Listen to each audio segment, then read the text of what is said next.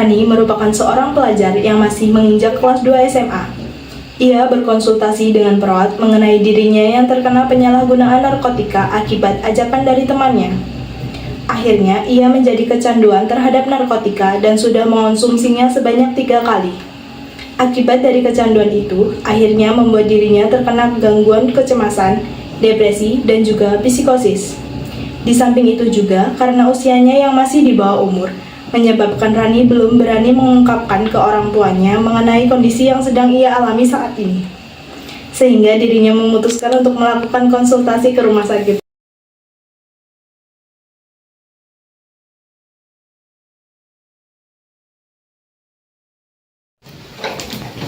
Selamat pagi, Mbak. Pagi Sus. Oke, jadi perkenalkan, saya perawat Sekar. Nah, kebetulan saya yang lagi bertugas pagi ini dari pukul 6 sampai pukul 12 nanti. Nah, ini boleh saya tahu dulu, Mbak, ini namanya siapa dan boleh diceritakan keluhannya apa, Mbak? Saya Rani Sus. Jadi saya kesini untuk menceritakan keluhan yang saya alami kurang lebih selama 1 bulan ini. Saya itu sangat susah sekali tidur. Selain itu, saya juga sering sekali gelisah, bahkan marah tanpa sebab yang jelas. Saya sangat khawatir dengan saya, Sus. Kira-kira saya ini kenapa ya, Sus? Oke, sebelumnya ini boleh saya tahu dulu usia Mbak Rani itu berapa? Saya masih 17 tahun, Sus. Baik, Mbak Rani. Jadi Mbak Rani mulai menyadari hal tersebut itu mulai dari kapan ya, Mbak? Saya mengalami hal ini kisaran 1-2 minggu yang lalu, Sus. Oke, boleh diceritakan dulu Mbak Rani ini mempunyai masalah apa sampai Mbak Rani ini melakukan hal tersebut, bahkan sampai marah-marah begitu. Apakah Mbak Rani lagi ada masalah? Saya merasa tidak punya masalah, Sus. Dengan keluarga, teman, atau bahkan dengan orang lain mungkin Mbak? Tidak ada, Sus. Benar Mbak, tidak apa-apa, terbuka aja dengan saya. Siapa tahu saya bisa bantu. Jadi sebenarnya itu saya ada sedikit masalah di keuangan, Sus. Masalah keuangan seperti apa ya Mbak? Saya cemas itu karena saya tidak punya uang untuk membeli barang yang saya ingin beli, Sus. Dan saya sangat khawatir semenjak saya tidak membeli barang tersebut lagi, Sus. Barang seperti apa ya Mbak? Apakah Mbak ini sudah mendiskusikannya dengan orang tua? Saya takut, Sus, untuk meminta bantuan orang tua saya. Loh, kenapa Mbak? Memangnya barang seperti apa yang Mbak Rani ini ingin beli? Tidak apa-apa Mbak, ceritakan saja kepada saya. Siapa tahu saya bisa bantu. Jadi sebenarnya saya itu diajak teman saya untuk membeli suatu barang gitu, Sus. Katanya cuman serbuk permen yang dihirup aja, Sus. Ternyata semakin lama saya semakin kecanduan untuk membelinya terus-menerus. Menggunakan uang saku saya juga, Sus. Tapi sekarang uang saku saya sudah habis. Makanya saya cemas.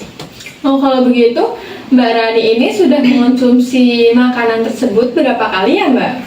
Sekitar 3 kali, Sus.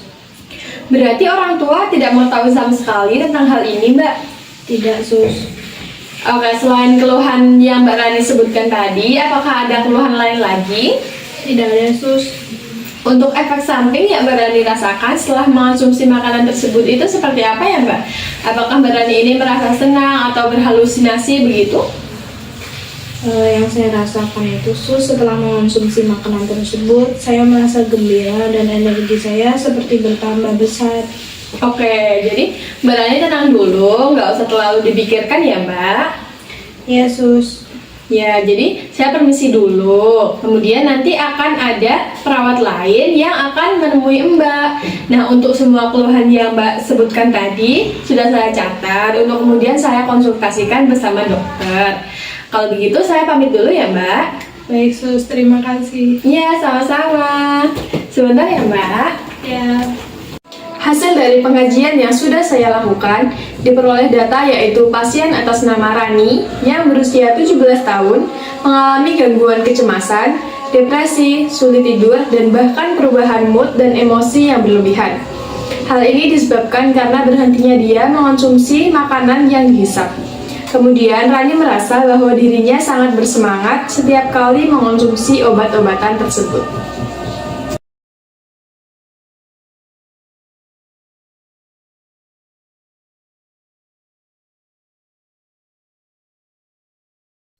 Permisi Mbak, selamat pagi. Pagi sus. Benar dengan Mbak Rani? Benar sus. Baik, perkenalkan saya perawat Gilang yang bertugas pada pagi hari ini akan membersamai Mbak Rani selama 10-15 menit ke depan untuk melakukan intervensi. Apakah Mbak Rani bersedia? Ya sus, bersedia.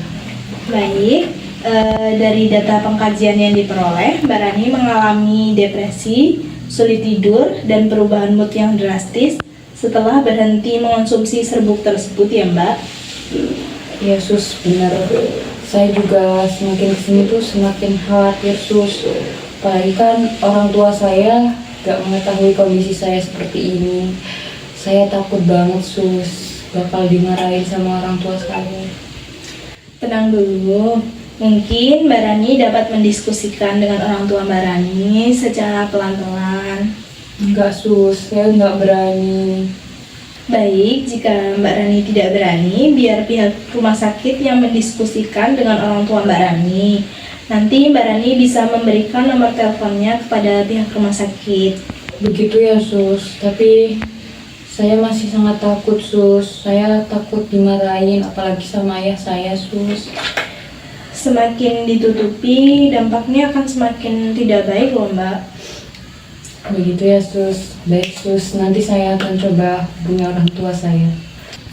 Baik, sebelum Mbak Rani menghubungi orang tuanya, di sini saya akan menjelaskan sedikit terkait keluhan Mbak Rani dari data pengkajian yang didapat. Mungkin Mbak Rani dapat didiagnosa mengonsumsi zat-zat yang terlarang. Serius sus? Iya Mbak, sabar ya Mbak, tenang dulu. Ini hanya diagnosa saja, tidak perlu khawatir.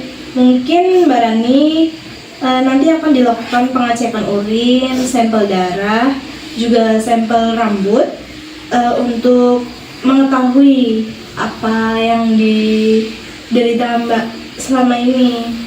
Baik sus. Mungkin ini bisa dijadikan pelajaran agar Mbak Rani tidak ikut-ikutan dengan teman. Apalagi Mbak Rani ini kan masih pelajar. Iya sus, saya juga nyesel banget udah ikut-ikut teman. Terima kasih banyak ya sus atas bantuannya. Iya, sama-sama Mbak. Mungkin nanti akan ada perawat lain yang akan melakukan pengecekan urin dan sebagainya. Kalau begitu saya permisi dulu ya Mbak. Mari. Terima kasih sus. Sama-sama.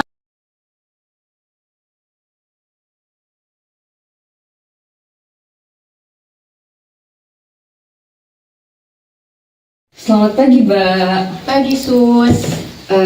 Apakah benar ini dengan Mbak Rani? Iya benar.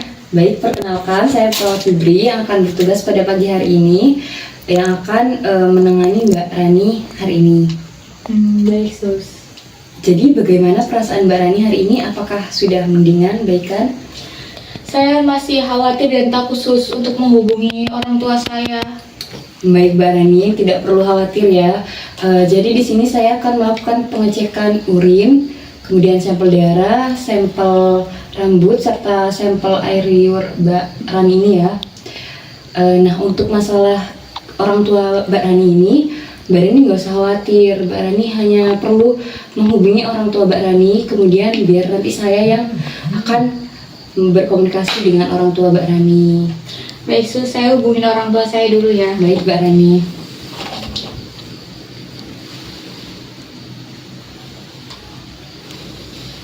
Sudah Sus. Baik, terima kasih ya Mbak Rani sudah menghubungi orang tua Mbak Rani. Apakah Mbak Rani bersedia untuk melakukan pengecekan? Ya saya bersedia. Baik Mbak Rani. Jadi pertama di sini saya akan mengambil darah Mbak Rani ya. Permisi ya. Ya. Oke, baik Mbak Rani sudah selesai. Kemudian saya izin ngambil sampel rambut Mbak Rani ya. Boleh. Oke. Oke, baik sudah selesai. Kemudian air liur Mbak Rani mungkin. Terima kasih Mbak Rani. Nah, terakhir mungkin Mbak Rani bisa ke kamar mandi. Nanti saya tunggu di sini untuk mengambil sampel ya, Mbak Rani. Oh iya, sebentar ya Sus. Ini Sus sudah. Baik Mbak Rani, jadi keempat sampel Mbak Rani sudah ada semua ya. Jadi untuk hasilnya mungkin akan keluar besok atau paling lambat 2-3 hari ke depan. Nah, 2-3 hari ke depan mungkin Mbak Rani bisa balik ke sini lagi untuk evaluasi ya Mbak Rani.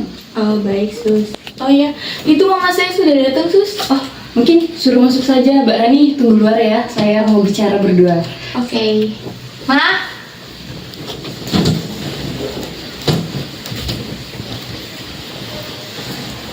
Permisi Sus. Jadi bagaimana ya Sus dengan keadaan anak saya? Oh, ini benar dengan orang tua Mbak Rani. Iya benar Sus, saya mamanya Mbak Rani. Dengan ibu siapa? Saya Ibu Emma Sus. Baik, saya Perawat Fibri. Di sini saya menangani anak ibu ini. Baik, sebelumnya Rani ini masih umur 17 tahun ya Bu? Iya benar Sus. Masih kelas 2 SMA berarti ya? Iya. Baik Ibu, jadi di sini saya ingin mendiskusikan tentang kondisi anak ibu ini.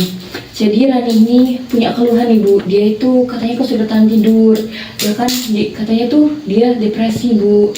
Terus perubahan emosi dan moodnya berubah drastis. Nah ternyata setelah saya gali-gali penyebabnya itu karena dia itu berhenti mengkonsumsi suatu makanan serbuk gitu Ibu. Nah setelah dilakukan pengkajian dan intervensi, ternyata Rani ini didiagnosa mempunyai telah mengkonsumsi makanan atau zat-zat terlarang Ibu. Hah, itu maksudnya bagaimana ya Sus? Zat-zat terlarang apa maksudnya Sus? Nah, untuk itunya kita belum tahu pasti itu apa Ibu. Nah, tadi kan Rani sudah melakukan pengecekan sampel darah dan lain-lain. Untuk hasilnya atau kepastiannya itu keluarnya 2-3 hari ke depan. Ibu nanti bisa balik lagi ke sini bareng Rani ya. Ya Allah Sus, semoga nggak ada hal buruk ya Sus tentang Rani Sus. Ya Ibu yang sabar aja.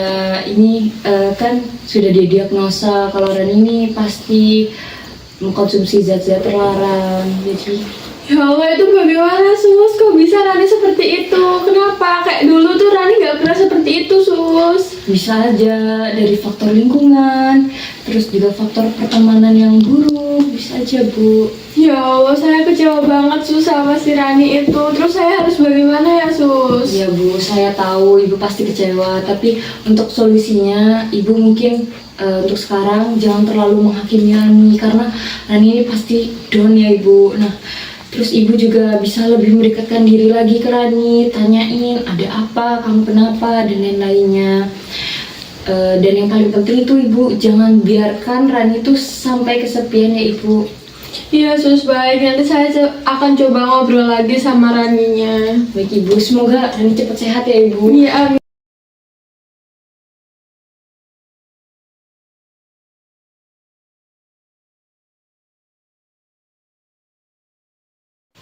Selamat pagi Bu, Mbak. Ya, selamat pagi Sus. Apakah benar ini dengan Ibu Emma dan Mbak Rani? Iya, benar Sus.